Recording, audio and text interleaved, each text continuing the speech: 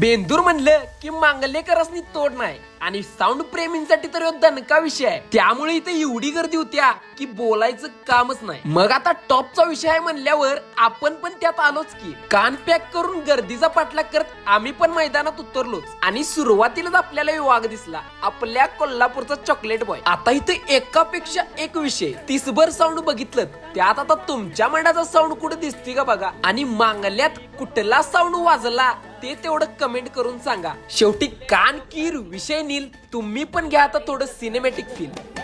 HK Style.